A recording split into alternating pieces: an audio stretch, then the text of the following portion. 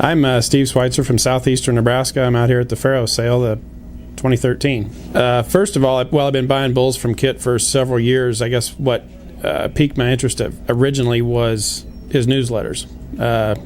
Number one, the spiritual connotations of him. I've bought bulls from other people, and business dealings wise was not as, they were misrepresented, we'll say. So that's what got me out here originally. Interested in his genetics and what they can do. Wanted to see for myself if there was really a difference or not.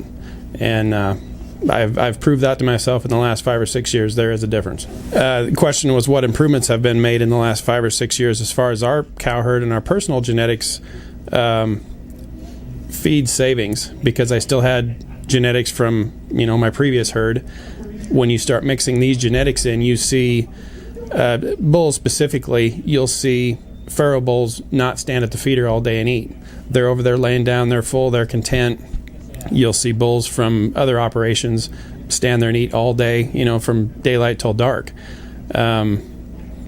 Customer service is a big thing, but mostly the genetics. There's definitely a difference. Specifics about genetics, mostly that you can tell you're saving feed. Now, whether it's conversion or just eat less, they just get by on less. They stay in so much better body condition with feed costs so high, makes a big difference. You can't, it's not an exact science, but when you have my old genetics standing beside Pharo genetics, no question which one is more efficient, which one converts better.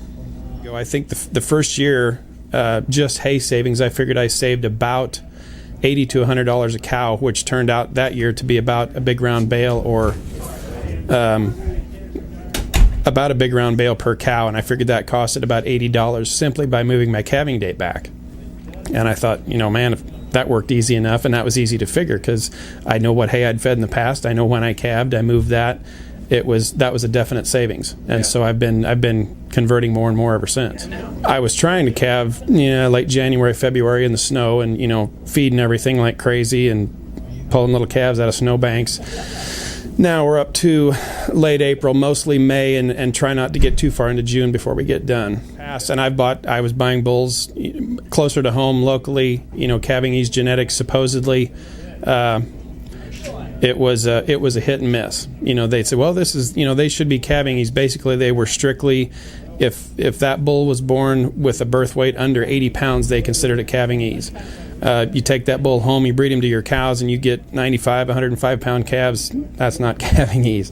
I come out here, couldn't afford the 5-star calving ease bulls originally, and so I think the first one I bought was a 3-star, which Kit sells as breed average, possibly a little bit better, and we had no trouble. And they grow like crazy. So I have been coming back ever since, and we've worked up to at least 4-star, and I've 5-star calving ease now. 5-star calving ease bulls calved in May, early June. I don't even check cows anymore when they're calving. We just go over and tag calves, and basically the problem now is catching the little buggers if you need to tag them. I was to a sale in Iowa last year, big seed stock operation,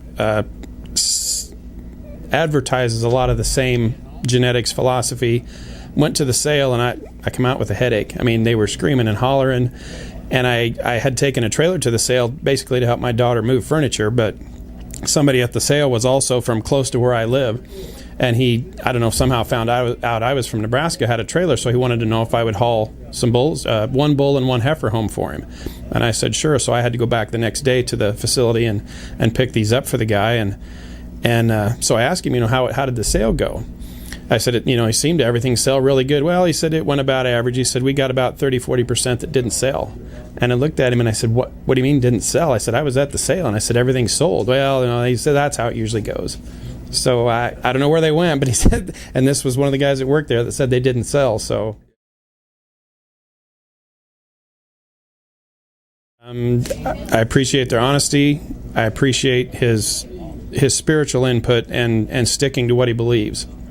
I believe he's correct in the cattle industry with the input costs. We're going the wrong way now, and as you look around at the crowd today, there's going to be a lot of people that are 65 and older, and in this crowd you'll see more young people than you'll see at a lot of sales, simply because it's not sustainable doing things the old way. Just buying as much hay as you can buy and losing 20% of your calves in the snow, it's not going to work.